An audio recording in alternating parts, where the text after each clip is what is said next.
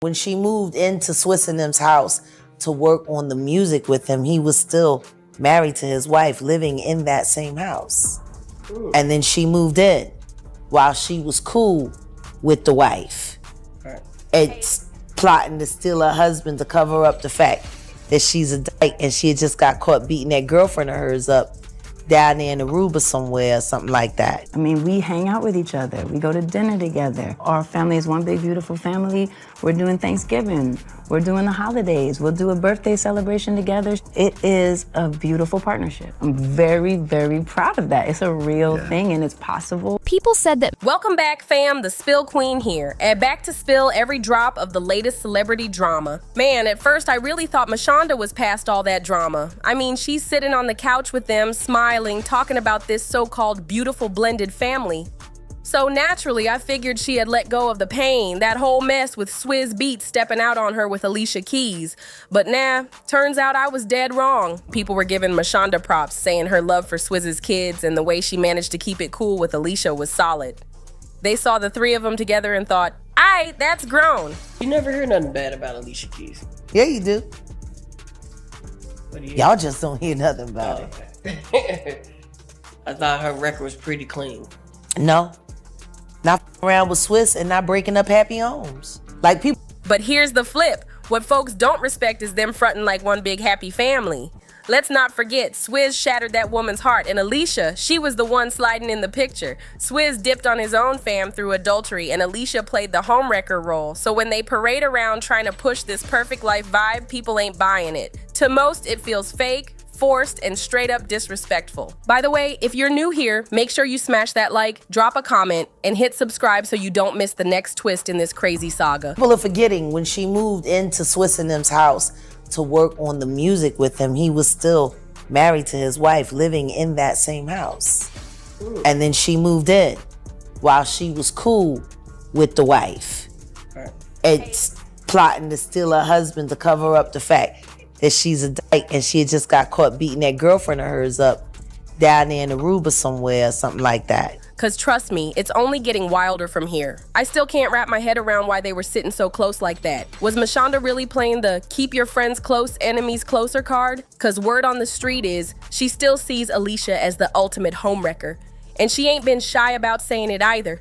Maybe the only reason she's tolerating all this chaos is for her son with Swizz, trying to keep the peace cause he's older now. But let's be real. He wanted to know why I couldn't go see him at his dad's, and why can't his dad come over and see his bedroom at our house? It was really a wake-up call. Even if we don't want to for ourselves right now, we have to do it for him because he doesn't deserve it. If it wasn't for that kid, Manda probably wouldn't even let this circus fly. Man, I swear I never thought we'd be back talking about this messy love triangle, but here we are, front and center again. So let's rewind the tape and break down how this whole saga kicked off.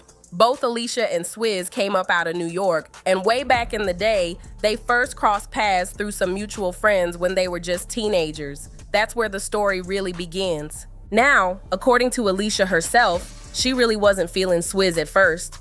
Did you like know each other before? Her best friend was a rapper in my class, and she used to always tell me like, man, you gotta meet Ali, you gotta meet Ali. She's doing music, you doing music. And one day she finally came to pick up from school, and she was like, Swizz, come here, this is Ali, that's what I'm talking about. And I remember her having on a purple Columbia jacket, Tim Scully. I mean, she looked harder than me. I was like, okay, you know. Yeah, so that was the first time, but I didn't get the number at that time. She was playing very hard to get. Yeah. But I finished. In her book, More Myself, she straight up said she had zero interest in even interacting with him. They'd bump into each other at award shows and industry events, and Swizz would always pull up stunting, fresh whip, Bronx crew rolling deep, diamonds flashing. And Alicia, she wasn't trying to be part of that scene at all. But fate had other plans. Years later, in 2008, they linked up on a music project, and that's when the vibe shifted. You know, I did the work on myself first. I connected more deeply with my son. And then it was time for me to rebuild the relationship with Swizz. And I reached out to him. I said, listen, we need to talk because... How long had it been that you hadn't Well, we got divorced in 2010. That first talk was probably around 2011. Wow. Yeah. That's a long time. It is. It was a good solid year and a half or The more they talked, the more she peeped his mindset, realized under the baggy jeans and the arm tats, there was depth. Dude was actually tuned into the world around him, and that started to change how she saw him. And just so we clear, those are Alicia's own words, not mine. But here's where it gets wild. Word is, the connection between her and Swizz was instant, like sparks flying.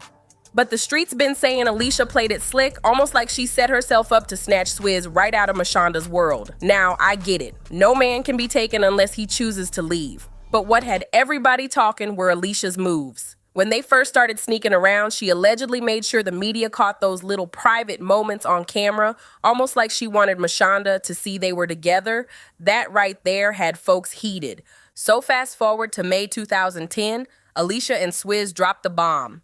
They were engaged and expecting their first child. Same year, they even tied the knot at some private spot by the Mediterranean Sea. But let's keep it real. It was obvious these two were messing around before Mashonda's divorce even went through. She ain't see it coming, and she made that crystal clear in her open letter to Alicia. See, what sparked that letter was a tweet from Alicia herself asking, "In love, is it better to go with the choice that's smart or the choice that has spark?" And Mashanda took that as a straight shot. In her letter, she said for 2 years she tried to reach out, but all she got back was selfishness and zero concern for her or her son. She even admitted she used to be a fan, rocked Alicia's album, sang her songs, admired her for tracks like Superwoman and Karma, but all that respect went out the window when she found out Alicia was allegedly creeping with her husband. Both Alicia and Swizz denied it at first, but eventually, months later, the truth came out.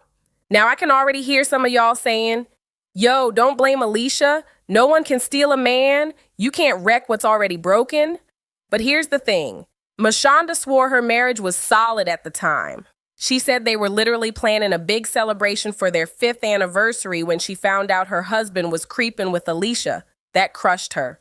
And in her open letter, Mashanda made it clear. It wasn't just about Alicia being part of breaking up a family. It was the audacity. The nerve to be out here making selfish statements about love, talking about choosing spark over smart, all while knowing exactly what was going down. Mashanda said after a year and a half of Alicia hiding that affair, it was time to call it out, especially since Alicia was speaking on it so openly now. She told her straight up, "Alicia, you know what you did. You know the role you played. You know how you contributed to the end of my marriage. And you know I asked you to step back. Let me deal with my family issues, the same issues you helped create." I mean, I could just look at Kasim and he was struggling. You know, he was He's probably struggling. looking at you like, how's How's mommy? mom? You know, Yeah. is mommy okay with this? It is up to us as parents to make it okay. Right. And I wanted his soul to be okay with it. And I told him, go sit. It's okay. Were you okay though? I wasn't okay. You were not okay.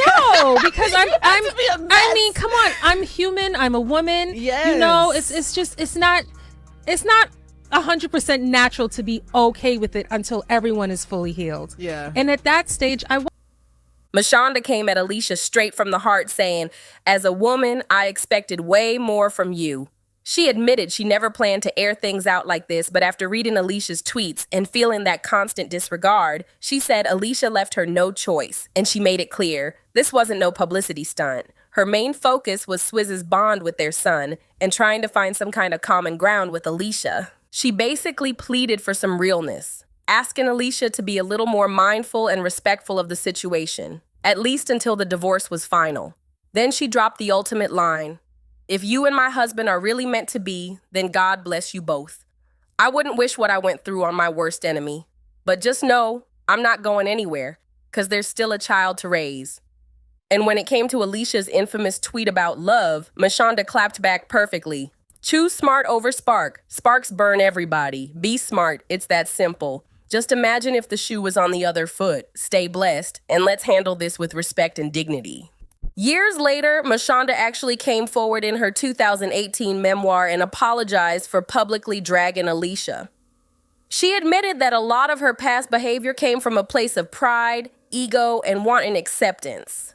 But with time, she realized the bigger picture, the kids. She said they all understood that the less conflict they had with each other, the easier life would be for their children. So believe it or not, they even hit therapy together, trying to figure out how to squash the beef, move forward, and build a peaceful co-parenting setup. And there you have it, one of the messiest love triangles in hip-hop and R&B history flipped into some sort of blended family fairy tale. From heartbreak and open letters to therapy sessions and co-parenting, this whole saga has been a wild ride.